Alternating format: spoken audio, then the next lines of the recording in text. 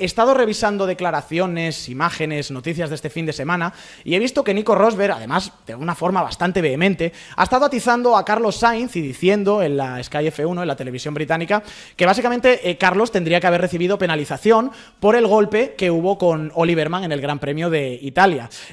Os leo las declaraciones y vamos a analizar la cosa poquito a poco. Dijo Rosberg, ya digo, esto a los micrófonos de Sky, además ahí señalando, ¿sabes? Como tiene que llevarse la penalización. Decía Rosberg, Carlos Sainz tiene que ser penalizado. ¡Jolines! Oliver Behrman tiene medio coche por delante.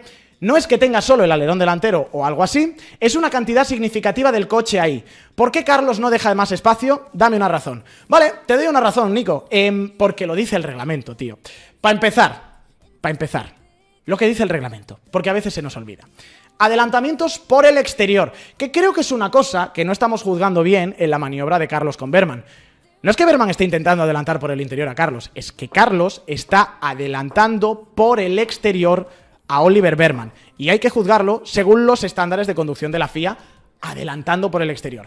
¿Qué es lo que dice el reglamento? Pues dice que tienes que tener el eje delantero por delante del otro coche en el ápice, que tienes que conducir de una manera controlada en la entrada, el ápice y la salida, y que puedes hacer la curva y que tienes que poder hacer la curva dentro de los límites de la pista. Vale, he sacado las capturas de pantalla de la secuencia del golpe entre Carlos y Oliver Behrman para ver si se cumplen estos preceptos. A ver, tienes que llegar con el eje delantero por delante del otro coche durante todo el momento o antes del ápice. Vale, llegamos al ápice, Carlos tiene clarísimamente, desde el momento de frenada, el eje delantero por delante del coche de Oliver Behrman. Perfecto, check 1. Check 2, tienes que conducir de manera controlada en entrada, el ápice y la salida de la curva. Vale, Carlos llega perfectamente al ápice, ni siquiera lo besa, le da un poquito de espacio aquí a Oliver Behrman, habría hecho la curva perfectamente, no hay pasada de frenada, no viene desbocado, no hay cambio de dirección en frenada. Check. 3. Puedes hacer la curva dentro de los límites de la pista. Casi incluso con el golpe hace la curva dentro de los límites de la pista. Así que Nico, tal y como está el reglamento escrito, Carlos Sainz no ha cometido ningún error. Carlos Sainz no tiene que ser penalizado porque él ha cumplido exactamente lo que dice el reglamento adelantando por el exterior. A partir de ahí, luego entra Jamie Chadwick, que, ya digo, aquí hay que entender el contexto de cómo se hace esto y aquí es una defensa al local, al suyo, a Oliver Behrman. Dice Jamie Chadwick, no tendría que haber sido una penalización de 10 segundos a Oliver Behrman, para nada. No sé dónde se supone que tiene que ir. Creo que el incidente se podría haber evitado. A lo que apuntala Nico Rosberg. ¿Por quién? Y dice Jamie Chadwick, por Carlos. No, Nico. No, creo que vuelves a estar equivocado. El accidente lo tiene que evitar Oliver Behrman. Y el accidente lo ha de evitar Oliver Behrman concediendo la posición. Una posición que ha perdido.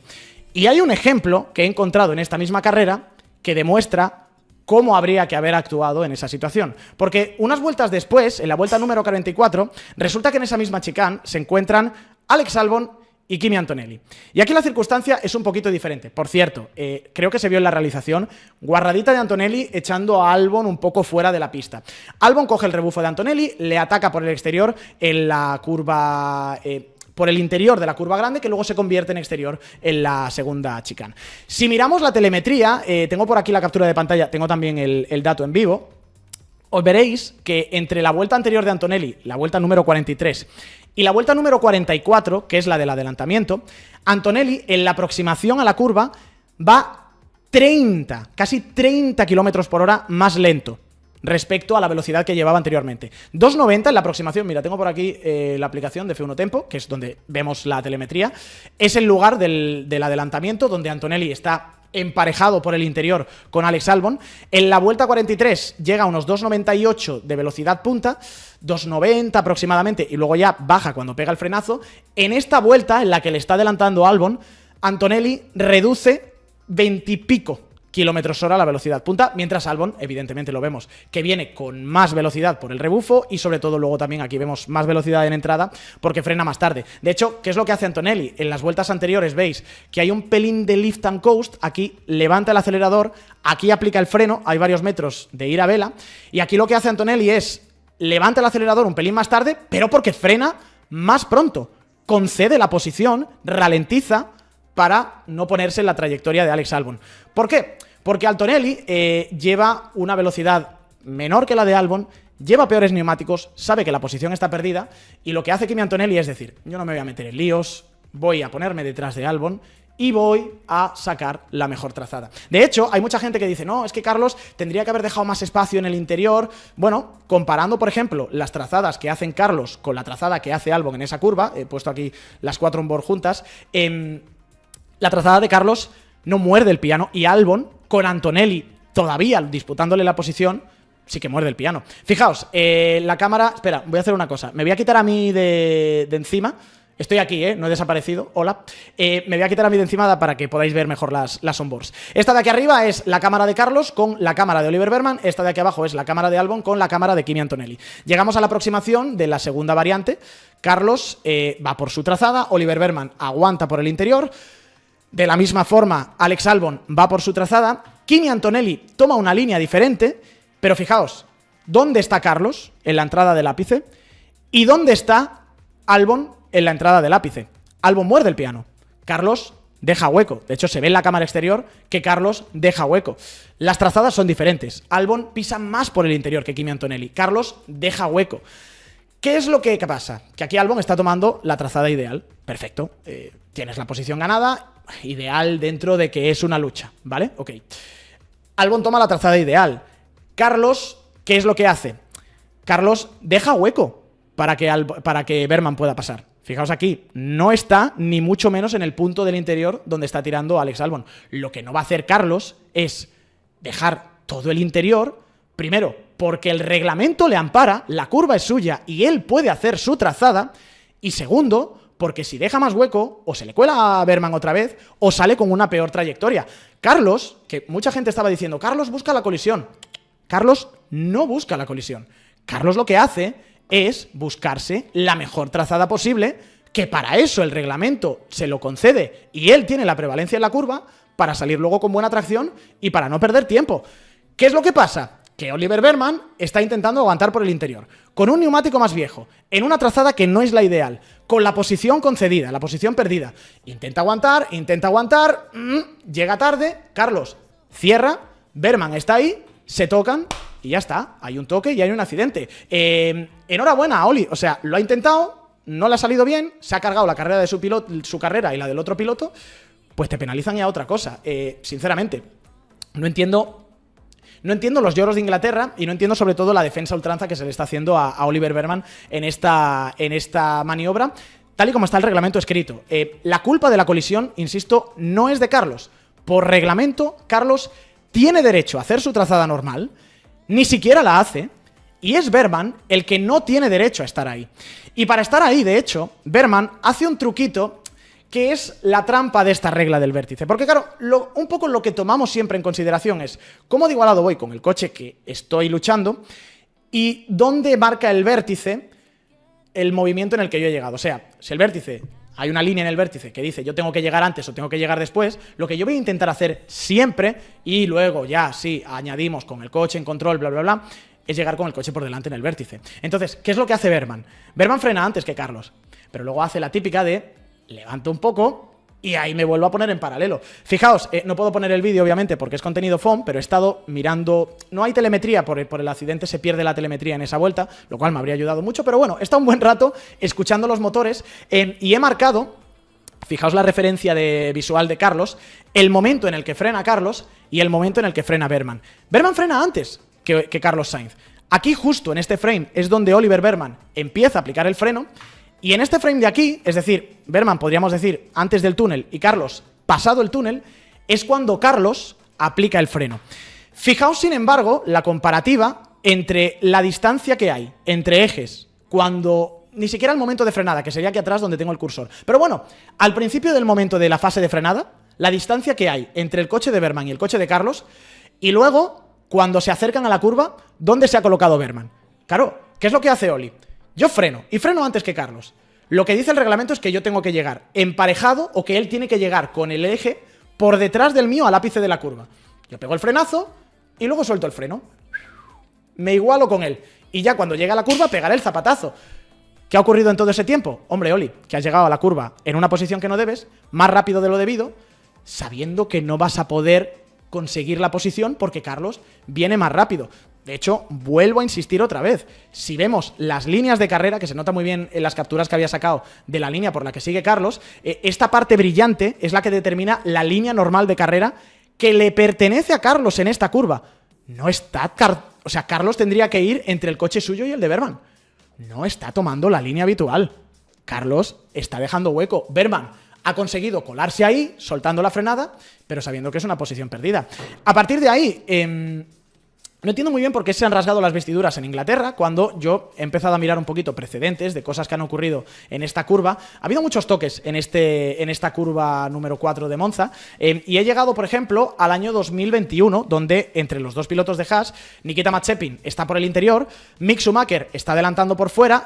Me diréis, bueno, llega un poquito más por detrás Nikita que lo que estaba Oliver Berman con Carlos. Vale, la secuencia es exactamente la misma, chicos. La curva es de Mick, Mazepin, perdón, intenta meterse por un hueco que no le corresponde, como le pasaba a Berman, según el reglamento, trompean y la cosa acaba con sanción para Mazepin. Le meten 5 segundos de sanción a Nikita Mazepin, en este caso le meten 10 segundos de sanción a Oliver Berman, porque son los nuevos estándares de conducción. A partir de ahí, incluso en rueda de prensa, Oliver Berman sale y dice: necesito volver a ver el incidente. Obviamente, desde mi asiento tengo una opinión, pero necesito volver a verlo básicamente sin emoción. Que él tiene su opinión, pero no dice, es que Carlos me cerró, claramente es culpa suya. Carlos, ¿qué dice? Lo que hemos estado explicando. Creo que dejé el ancho de un coche por el interior. Lo deja, lo hemos visto en la imagen. Y creo que es por lo que los comisarios le dieron a él una penalización. Es simplemente una sanción, un accidente típico de Monza. Uno de los dos tiene que levantar, yo estaba por delante en el ápice, él decide no levantar y por tanto crea una colisión. Típico de Monza. Ya está. Lo ha intentado Berman, le ha salido mal, se ha cargado su carrera y la de otro piloto y, según las reglas, esto tiene que ser penalizado. Con la ley en la mano, insisto, no es culpa de Carlos. Y Carlos no merece una penalización y no merece una sanción por el accidente que tiene en el Gran Premio. Y todo el mundo está de acuerdo, salvo Nico Rosberg, que yo creo que también aquí está un poquito generando titulares. Berman es quien tiene las herramientas para evitar el accidente, frenando antes porque la curva ya no es suya, ha perdido la posición. No lo evita, hay una colisión y punto. ¿De dónde viene la rabia del Reino Unido? Bueno, que no se lo tome tampoco Carlos como una cosa personal, porque la rabia yo creo que viene de que Oliver Berman con esta sanción se queda a 2 puntos de un race ban, de que le sancionen por una carrera. Vale, ¿dónde estaban los otros 8 puntos? No es culpa de Carlos, que Oliver Berman se vaya a perder una carrera. Aquí le han metido 2, que es el estándar, vuelvo a decir, 10 segundos y 2 puntos, lo dijimos en directo en cuanto salió, por causar una colisión con mayoritario de culpa, que es lo que tiene Oliver Berman. Bueno, hay otros 8 puntos que se han ido acumulando durante el año, que no son culpa de Carlos y no hay que atacar a Carlos por ello. Por ejemplo, el primer punto de sanción que le viene a Oliver Berman de los 12 que puede acumular en este año natural, los 10 que lleva de momento. Brasil, 3 de noviembre de 2024, 2 puntos de sanción por colisión con Franco Colapinto. Mónaco, 23 de mayo de 2025, 2 puntos por adelantar con bandera roja en entrenamientos libres. Gran Bretaña de este año, 5 de julio de 2025, 4 puntos. 4 puntazos por chocar con bandera roja también en entrenamientos libres. Berman, por desobedecer banderas rojas, en 2 grandes premios se ha ganado 6 puntos. La mitad del carné se la ha fumado por desobedecer banderas rojas en entrenamientos libres. Gran Premio de Italia, 7 de septiembre de 2025, pues ya lo veis, 2 puntos de sanción por causar una colisión con Carlos Sainz. El tema de Nico Rosberg también, que diga esto, me sorprende bastante, aunque, a ver, yo creo que todos recordamos también que Nico Rosberg fue la misma persona que le hizo esto a Lewis Hamilton en el Gran Premio de Austria del año 2016, cuando, intentando defender él la posición por el interior, un poco igual que Oliver Berman, pues giró como 20 metros más allá del ápice. Ah, no, es que estaba defendiendo la posición de Hamilton. Catacá, le metieron 10 segundos de penalización por esto. Entonces, entiendo que igual a lo mejor el baremo de Rosberg de cómo defender la posición por dentro es esta de aquí. Y Rosberg dice aquí, hombre, culpa clarísimamente de Hamilton, que ha girado contra mí, de la misma forma que culpa clarísimamente de Berman, que ha girado contra Carlos. A partir de ahí, luego hay un debate que no tiene que ver con la sanción de Carlos, que sí que creo que se abre con lo que ha ocurrido en Zandvoort y en Monza, que casualmente ha tenido a Carlos como actor protagonista. Y algo de lo que el propio Carlos se ha quejado también. que es que los estándares de conducción tienen que cambiar. Yo ahí estoy de acuerdo. No me está gustando esta Fórmula 1, no me está gustando jugar al tiralíneas, no me está gustando el que... O sea, sinceramente, a mí no me gusta tampoco que el reglamento deje sin armas a Oliver Behrman en esta situación.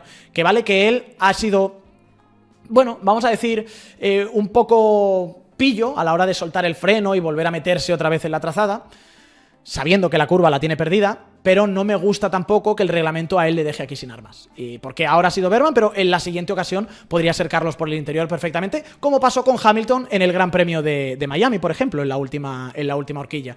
No me mola, no me mola. Es muy difícil. ¿Cómo lo juzgamos? ¿Por las líneas? ¿Por los paralelos?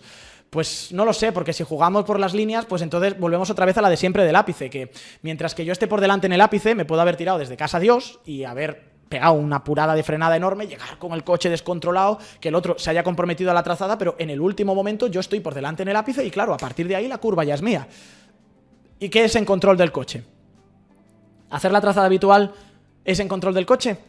Porque si estás adelantando y apuras una frenada o cambias de línea para hacer un adelantamiento, ya no es la trazada habitual. Sigues estando en control del coche. O no, porque has llegado más rápido y te has pasado un pelín de frenada, pero has metido el coche en pista, pero ahí ya no estabas en control del coche. Es muy difícil de juzgar. Yo, y sé que Cristóbal no va a estar de acuerdo con esto, y hemos estado hablando miles de veces de ello, volvería a algo mucho más simple. Volvería a decir que tienes que dejar el ancho de un coche. Y tienes que dejar el ancho de un coche en todo momento si tienes una porción significativa. Y una porción significativa, ahí ya hablaremos de si es el retrovisor, si es el alerón delantero con la rueda trasera, como ocurría antes, no lo sé. Pero creo que hemos llegado a un punto de absurdo con las reglas, sinceramente. No puede ser que Carlos salga penalizado del Gran Premio de Zandvoort y que pongas en manos del piloto que está por el interior la oportunidad de quizá perder el culo como lo pierde Liam Lawson y generar una colisión ahí. No me gusta que ahora los pilotos no tengan la herramienta, la seguridad de echarle a rojo en una curva, como aquí Behrman, porque tienes que concederla de todas. No me acaba de molar. Pero lo dicho, con el reglamento en la mano, tal y como está escrito ahora, tal y como estaba escrito en Zandvoort, cuando, bueno, se puso el grito en el cielo por parte de ciertos medios, otros no. La cosa no ha cambiado y Carlos tiene toda la razón. Y además, te voy a decir una cosa. Si los estándares de conducción... Yo no sé si a lo mejor habría penalizado a Behrman, pero yo no habría penalizado a Carlos tampoco. A lo mejor dejas esto en un lance de carrera, no lo sé. Tendría que ponerme un momento en la piel del comisario y pensar qué habría hecho. Pero de ahí a que Rosberg clame al cielo que necesita una penalización Carlos, pues sinceramente me parece que salta demasiado. A partir de ahí, y ya por cerrar un poquito el repaso terrible que tuvo Carlos durante el fin de semana, hay otra circunstancia también que yo creo que añade un pelín de sal a la herida, que es algo que estuvimos comentando al final del Gran Premio, que fue la estrategia.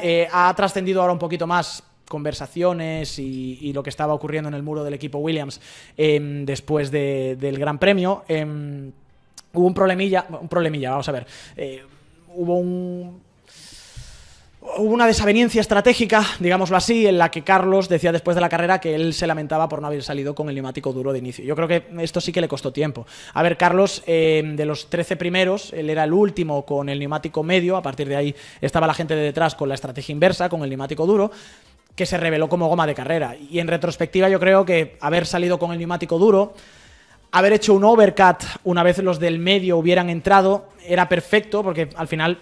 Yo creo que la estrategia era pegarte al de delante de medios, seguirle en el tren de DRS, el de delante de medios va a tener que parar antes que tú por narices, tú te quitas, tienes aire limpio, ruedas con un neumático que no se ha degradado porque el duro no se habría degradado, haces ese overcut y luego metes el neumático medio y te llega hasta el final. Es un poco lo que hizo Albon. Albon consiguió hacer luego overcuts por delante. Hubo incluso ese driver swap que ni siquiera Albon pidió, pero que Carlos aceptó hacerlo y al final a Albon le acabó beneficiando mucho porque luego encontró mucho más ritmo cuando estaba en aire limpio. Tanto ritmo que Carlos pidió, por favor, que me dé DRS como él se lo dio en Arabia y no se lo dio a Alex, pero bueno, tampoco vamos a entrar ahí a generar polémica. Pero yo creo que eso un poco al final acaba comprometiendo la estrategia de Carlos, que volvió a hacer la de siempre, la de ser team player, la de acordar con el equipo, vale, Vamos a dividir estrategias, que uno salga con el duro, otro salga con el medio. Acertará a alguien. Acertó Albon. Pero en fin, fin de semana complicado. Y a partir de ahí, pues, no sé, Azerbaiyán, lo que les decía Antonio y yo, venir aquí con los crucifijos, los ajos, hacer un exorcismo y por Dios, que se acabe ya esta racha de mala suerte que está teniendo Carlos y que está teniendo también el pobre Fernando.